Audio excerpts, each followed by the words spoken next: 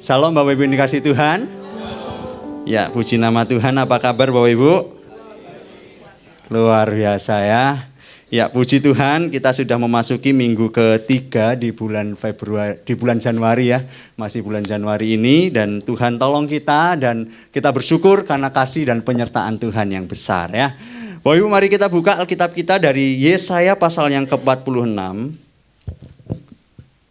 Yesaya pasal yang ke-46 ayat yang ke-9 dan ayat yang ke-10. Karena cuma 2 ayat, mari kita baca bersama-sama dan mari kita pelan-pelan membacanya, kita resapi dan mari kita sama-sama merenungkan tentang firman Tuhan ini. Dalam hitungan ketiga Yesaya 46 ayat 9 sampai 10, 1, 2, 3. Ingatlah hal-hal yang dahulu dari sejak purbakala, bahwasanya akulah Allah dan tidak ada yang lain. Akulah Allah dan tidak ada yang seperti aku, yang memberitahukan dari mulanya hal yang kemudian, dan dari zaman purbakala apa yang belum terlaksana. Yang berkata, keputusanku akan sampai dan segala kehendakku akan kulaksanakan. Amin. Sedemikian pembacaan firman Tuhan. Yang berbahagia bukan hanya mereka yang membaca, tetapi mereka yang merenungkan dan mengaplikasikan firman Tuhan itu sendiri. Amin. Bapak Ibu, suatu kali ada satu pesta ulang tahun kepada anak-anak kecil gitu ya. Dia punya orang tuanya cukup lumayan kaya dan dia membuat pesta. Anaknya ini mungkin sekitar 9 tahun. 9 tahun ya, tingginya tidak tinggi-tinggi amat begitu ya. Suatu ketika pada waktu pesta ini diacarakan di outdoor Bapak Ibu. Di suatu ruangan, di suatu tempat di mana di luar ruangan. Tapi di luar ruangan itu ada kolam renangnya. Pada waktu pesta dimulai, seperti biasa dia ngundang anak-anak sekolahnya, teman-teman sekolah dari anaknya itu. Dia undang semuanya. Pada waktu dia mengundang, dia lari-lari Bapak Ibu, lari-lari.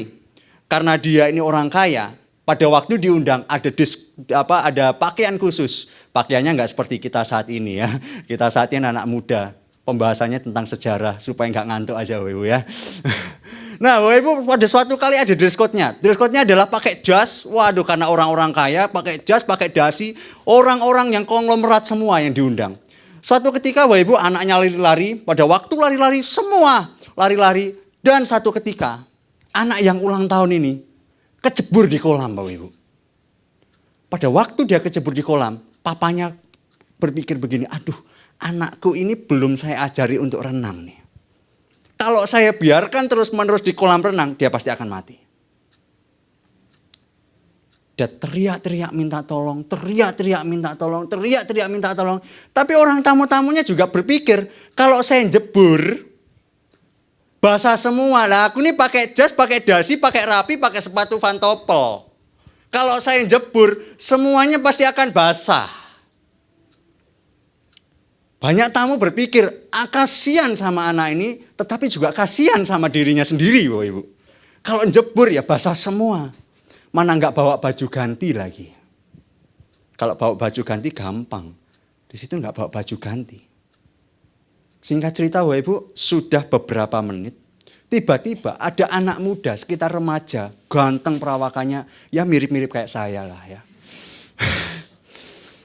Ganteng tiba-tiba jebur Bapak Ibu. Pada waktu dia jebur, dia nyelamatin anaknya.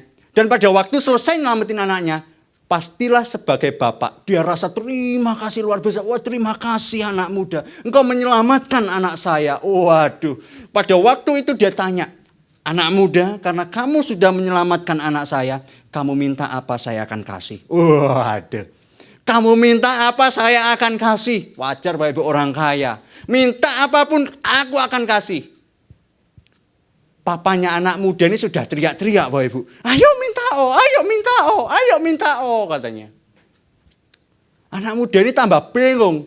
Ditanya lagi, anak muda, kamu minta apa? Nanti aku akan kasih. Anak muda ini karena kedinginan Bapak Ibu. Setelah jebur, nyelamatin anak, dia keluar dari kolam renang. Dia dengan bingung dia berkata begini. Bapak, saya cuma minta satu hal. Siapa yang jeburin saya di kolam tadi?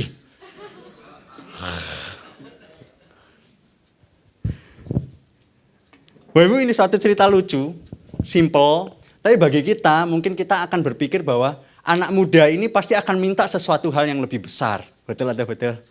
Karena sudah menyelamatkan anak dari kolong merat ini. Tapi Bapak Ibu, kita ternyata salah paham kadangkala.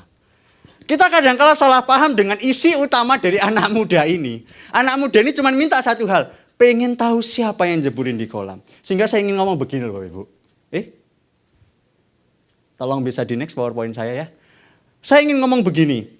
Bapak Ibu, seringkali kita itu cepat mengambil kesimpulan hanya melihat sepotong kecil daripada cerita. Padahal keseluruhan kisah mungkin jauh berbeda. Sekali lagi ya. Kadangkala kita cepat mengambil kesimpulan hanya melihat sepotong kecil daripada cerita itu sendiri. Padahal keseluruhan kisah mungkin lebih jauh berbeda dari apa yang kita dengar, apa yang kita lihat, dan apa yang kita kira. Bukankah seringkali kita memikirkan hal yang demikian?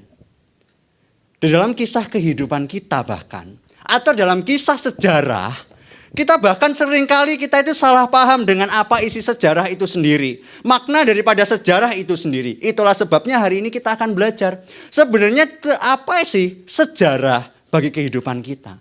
Bapak Ibu, saya yakin bagi setiap kita, ada orang yang bosan dengan cerita sejarah. Ada orang yang tidak suka dengan pelajaran sejarah. Saya yakin salah satunya karena saya, Bapak Ibu. Karena saya berpikir sejarah itu adalah mempelajari orang-orang yang sudah mati dan dilakukannya dengan hafal mati dan yang mengajarkan hampir. Itu Bapak Ibu tahu sendiri. Itulah sebabnya itu membosankan hidup kita sendiri. Itulah sebabnya Bapak Ibu kadang-kala kita berpikir tentang sejarah kita akan berpikir ngapain sih kita belajar sejarah. Sekarang pertanyaannya begini Bapak Ibu. Apa sih untungnya kita belajar tentang sejarah? Apa sih untungnya kita belajar tentang bagaimana kehidupan bangsa Israel? Apa sih untungnya kita belajar tentang kehidupan Mesopotamia kuno pada waktu itu? Kenapa sih kita belajar tentang apa yang sudah terjadi pada waktu lalu? Dan mengapa kita mempelajari orang-orang yang sudah mati? Apa untungnya bagi kita masa kini? Kadang-kala kita berpikir bahwa ya bagus ceritanya. Bapak Ibu, mari kita sama-sama belajar akan hari ini. Teks Yesaya pasal yang ke-46 ayat yang ke-9 sampai 10 mengisahkan tentang bagaimana tentang Allah itu bekerja di dalam sejarah. Langsung masuk ke poinnya karena poinnya cukup lumayan panjang-panjang. Saya berharap Bapak Ibu tidak tidur karena membahas tentang sejarah. Tapi kalau toh Bapak Ibu tidur berarti saya berhasil membawa Bapak Ibu ke alam roh. Nah ya. Mari Bapak Ibu kita belajar. Bagian yang pertama. Tolong bisa di next ya. Bagian yang pertama. Yang pertama Bapak Ibu, kita akan belajar tentang di ayat yang ke-9. Di situ dikatakan, ingatlah hal-hal yang sejak dahulu dari sejak purbakala, bahwasanya akulah Allah dan tidak ada yang lain. Akulah Allah dan tidak ada yang seperti aku yang memberitahukan dari mulanya hal yang kemudian dan dari zaman purbakala apa yang belum terlaksana. Satu hal yang kita pelajari adalah Allah itu sang pengatur, bukan kita. Yang pertama ya, Allah itu pengatur. Yang ngatur bukan kita. Kalau Bapak Ibu coba perhatikan Bapak Ibu, dari zaman purbakala, sejak zaman purbakala, itu Allah ngapain sih? Coba kita belajar dari 3 bangsa yang cukup lumayan besar dan sangat besar. Boleh di next. Bangsa yang sangat besar. Yang pertama adalah bangsa Mesopotamia. Di antara kita mungkin ada yang tahu, di antara kita mungkin tidak ada yang tidak tahu. Tidak apa-apa, tidak usah dihafal. Nanti setelah ini dilupakan juga tidak apa-apa Bapak Ibu. Bagian yang ini, ya bagian yang ini. Ada satu bangsa namanya bangsa Mesopotamia kuno. Bangsa Mesopotamia kuno ini bangsa yang cukup lumayan subur. Sehingga pada waktu itu orang-orang menyatakan bahwa bangsa Mesopotamia itu sabit subur. Ada bahasa Inggrisnya, saya nggak mau baca karena saya takut. Bangsa sabit subur. Karena saking suburnya dan saking jayanya bangsa itu. Sehingga ada satu kota yang bernama itu Sumeria Bapak Ibu. Yang bernama itu Sumeria. Nah di Sumeria itu muncullah berbagai banyak penemuan-penemuan. Misalkan roda, penemuannya dari Mesopotamia. Hukum utang piutang, dari Mesopotamia. Dan masih banyak lagi jam, tapi jamnya masih jam yang zaman lalu banget. Masih purbakala sekali. Tapi sudah ditemukan di bangsa Mesopotamia. Nah, pada waktu bangsa Mesopotamia ini ada, ternyata di antara kota Mesopotamia, di antara di Mesopotamia ini ada Sumeria, dan di Sumeria ini ada 3 kota besar di antaranya. Yang satu namanya Eridu, yang kedua namanya Uruk, yang ketiga namanya Ur. Tahu Ur bangsanya siapa? Abraham. Betul. Pada waktu itu Abraham dipanggil keluar dari Ur Kasdim. Dan kita tahu Abraham membawa teknologi-teknologi yang dari kotanya sendiri.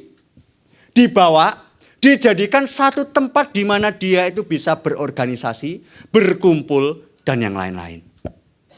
Tetapi bangsa ini itu tidak terus berlanjut sampai masa kini.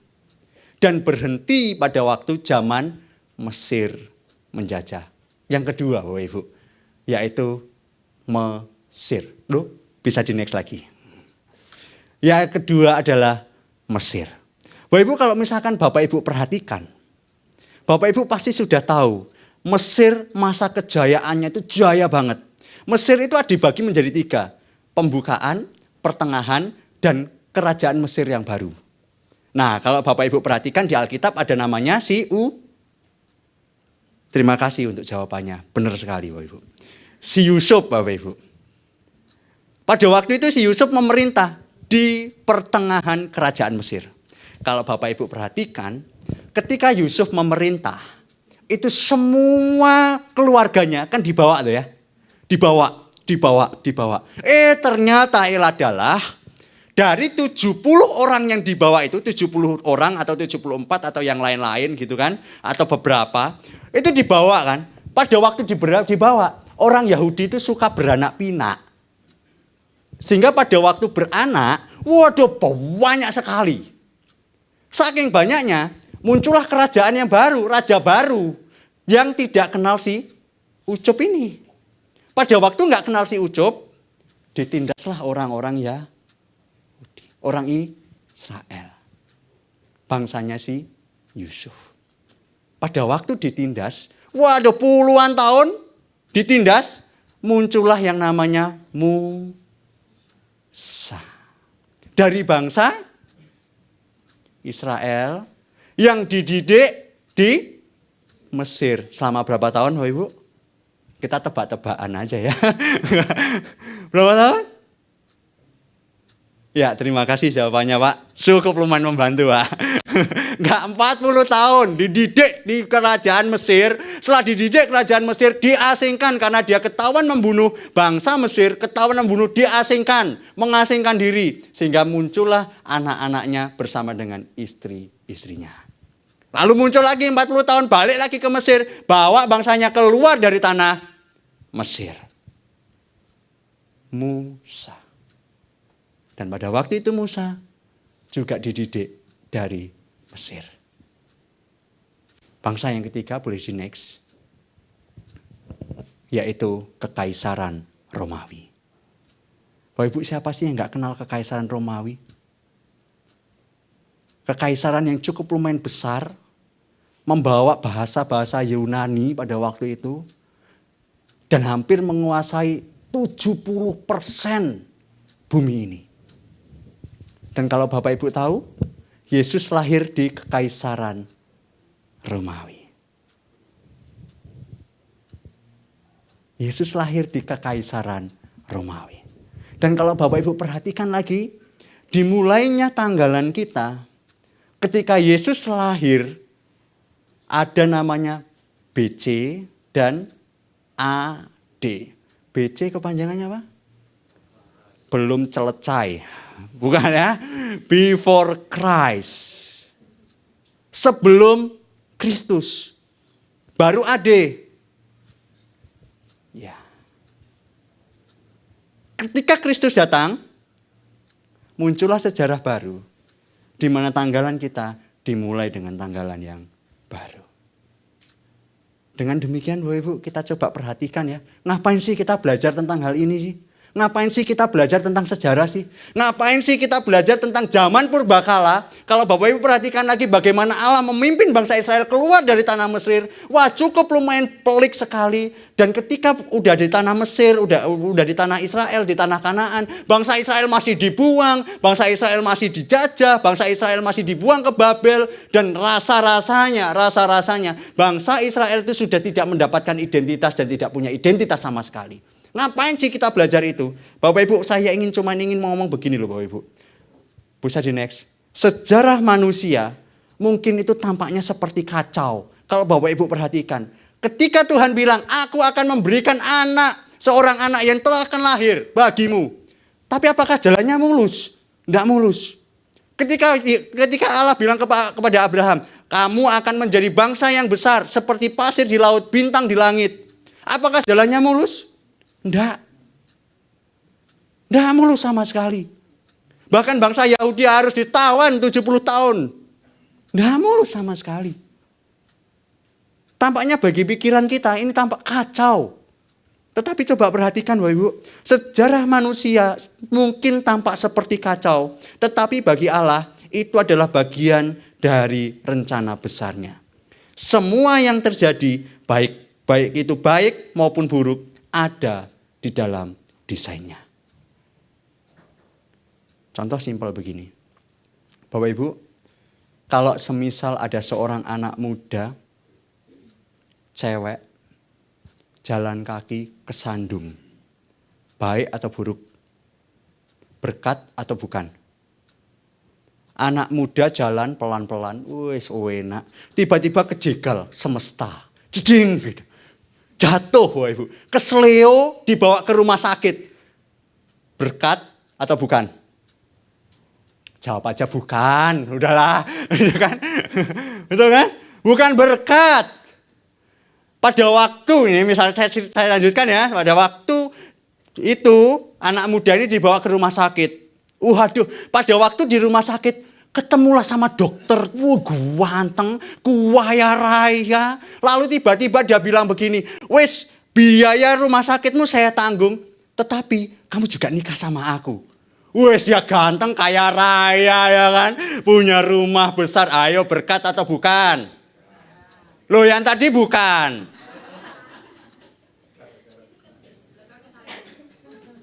Tak lanjutin ya, tak lanjutin.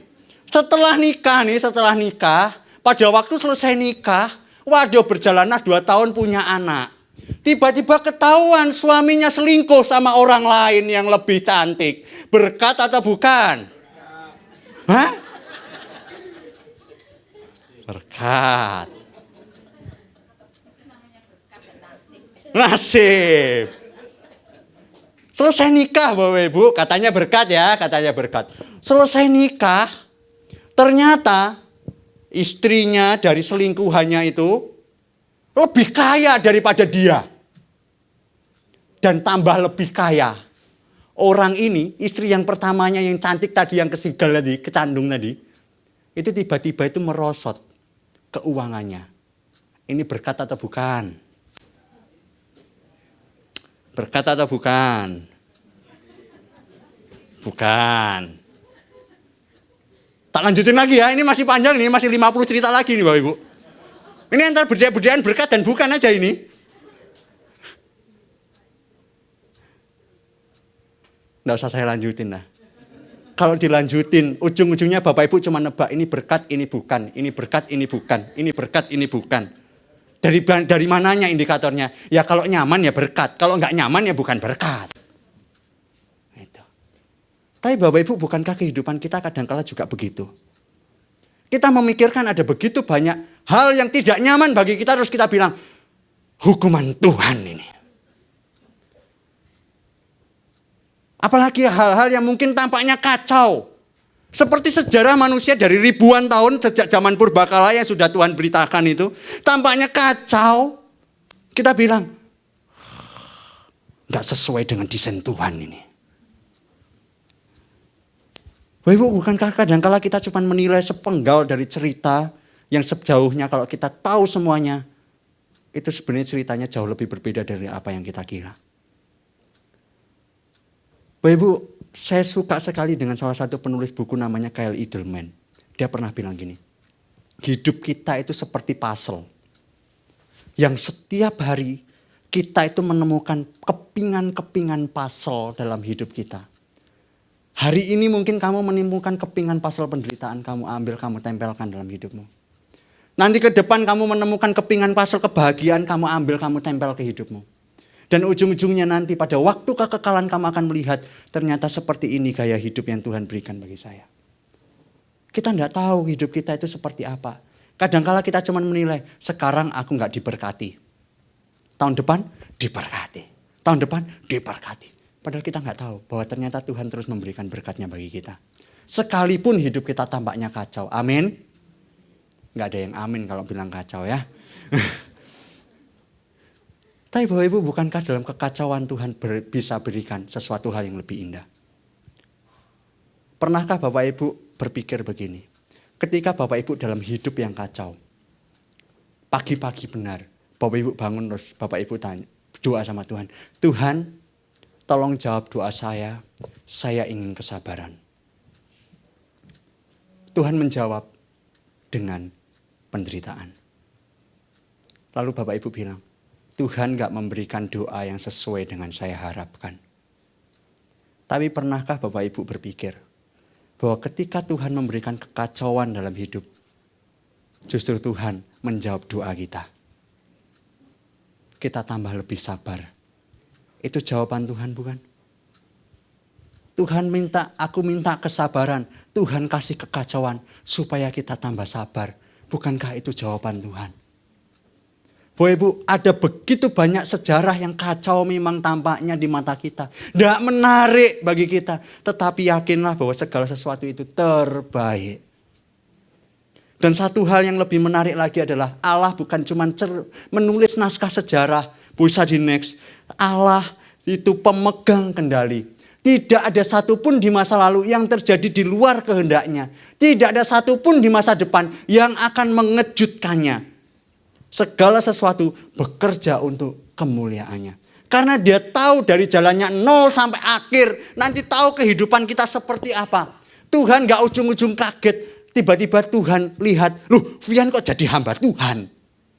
Tuhan gak akan kaget. Karena Tuhan tahu titik di mana kita itu direncanakan jadi seperti apa. Dan ketika dia tahu dan menulis sejarah kita, dia bukan cuma menulis naskah sejarah. Tetapi dia hidup di dalam sejarah.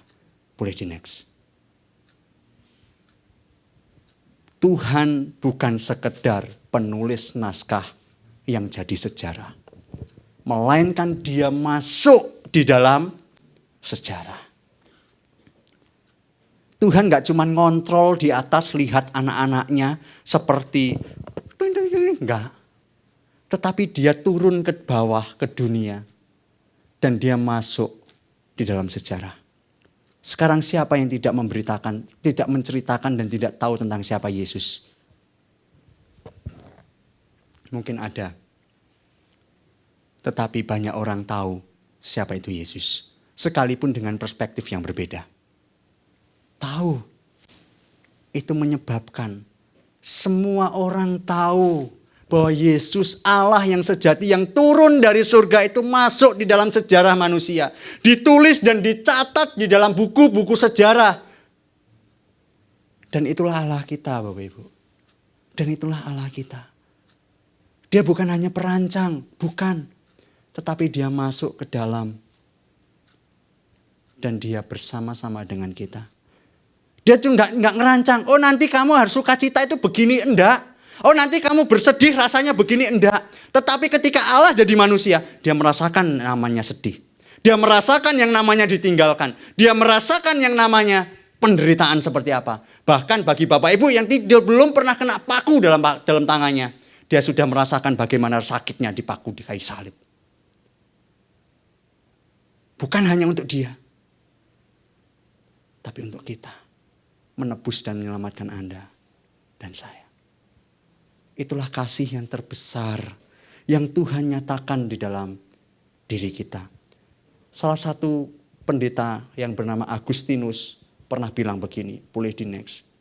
Firman telah menjadi manusia dan Allah sendiri berjalan di antara kita. Dia tidak hanya mengarahkan sejarah dari atas, tetapi masuk ke dalamnya untuk mengubahnya dari dalam. Mengubahnya dari dalam. Mengubah dari luar gampang, tapi mengubah dari dalam itu tidak mudah. Dan itulah Allah kita. Kita punya Allah yang besar, tetapi Dia rela turun ke dunia, mengukir sejarah hanya untuk menyelamatkan setiap kita. Itulah sebabnya ayat yang ke-9 dibilang, dari zaman purbakala sudah dicatatkan, sudah punya rencana. Dan Dia tahu nanti ke depan seperti apa. Dan dinyatakan di situ, Tuhan pasti akan menggenapi. Karena siapa? Karena Dia adalah Tuhan alam semesta. Penguasa segala sesuatu. Dia tahu apa yang dikerjakan. Dia gak bakalan kaget dengan apa yang terjadi. Oh, Amerika sekarang kebakaran. Aduh, gimana? Enggak. Tuhan gak bakalan kaget soal hal itu.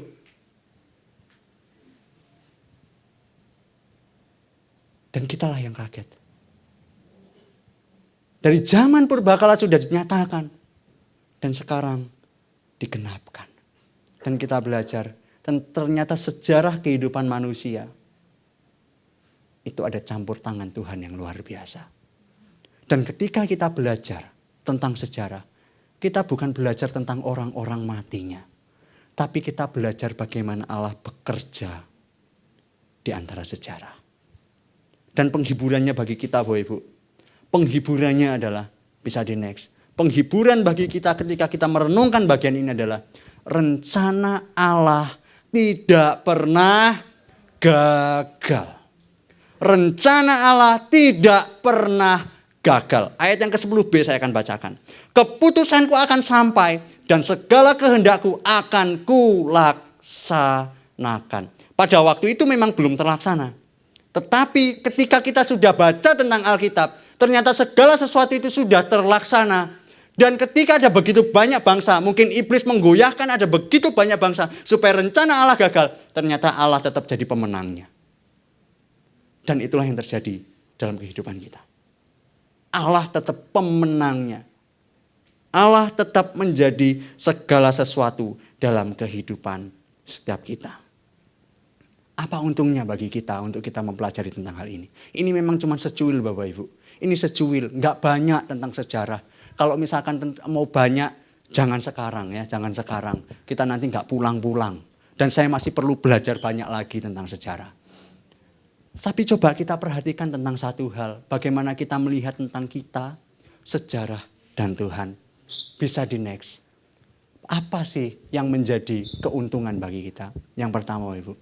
Jika Allah mampu mengatur seluruh alam semesta dengan kebijaksanaannya, pastilah hidup kita yang kecil tidak terlewat dari kasih-Nya yang sempurna. Amin. Jika Allah mampu mengatur seluruh alam semesta dengan kebijaksanaannya, pastilah hidup kita yang kecil tidak terlewat dari kasih-Nya yang sempurna. Ini satu penghiburan bagi kita. Alam semesta yang besar itu, Tuhan mampu atur. Yang mungkin kita berpikir, aduh gak nutut pikiranku. Tapi Allah bisa atur itu. Masakah Allah tidak bisa mengatur hidup kita yang kecil ini? Yang Tuhan selamatkan. Yang Tuhan tebus dengan darah yang mahal. Yang Tuhan tebus dengan cara yang mungkin tidak ada orang yang bisa menyelamatkan hidup kita kecuali Yesus Kristus. Dan Tuhan tebus itu. Lalu apa yang bisa kita lakukan? Ukirlah sejarah yang baik ketika engkau hidup. Bapak Ibu, ukirlah sejarah yang baik ketika engkau hidup. Mungkin kita tidak sebagus, tidak punya jiwa pemimpin seperti Bapak Jokowi, Bapak Prabowo misalkan. Atau siapapun tokoh-tokoh Kristen yang punya aktor yang begitu besar, dampaknya begitu besar. Mungkin kita berpikir, aku gak seperti itu Kak. Tapi Bapak Ibu, Tuhan memakai kita untuk kita mengukir sejarah untuk kemuliaan namanya. Sekalipun itu tidak besar. Sekalipun itu tidak menjadi orang besar, orang yang punya pengaruh besar. Seperti para pemimpin-pemimpin. Tapi Tuhan ingin memakai kita untuk mengukir sejarah untuk kemuliaan bagi namanya. Segala sejarah hanya kembali kepada Tuhan. Dan kita bisa melakukan itu bagi sesama kita. Bapak Ibu, saya suka memakai ilustrasi. Bapak Ibu tahu bagaimana kehidupan pembelah batu bekerja? Kehidupan pembelah batu bekerja, itu kalau batunya besar gitu kan, batunya besar, dia itu pakai paku atau pakai baja ya, pakai baja yang besar itu, ditaruh, tancepin, dipukul, ding, ambil baja lagi, ambil satu alat lagi, ditaruh lagi di batunya, dipukul lagi, ding, dan itu terus menerus. Mungkin pukulannya nggak cukup 50, pukulannya mungkin 100, nggak juga terbelah, Bapak Ibu. Nggak juga terbelah. Pada waktu diambil lagi, dipukul lagi, bling. Nggak ada apa-apanya, nggak ada dampaknya sama sekali. Mungkin pukulan ke 102, bling. Tetap nggak ada keterbelahan sama sekali. Tapi pukulan ke 103, ding, batu terbelah. Pertanyaannya begini, apakah gara-gara pukulan ke 103, batu itu terbelah?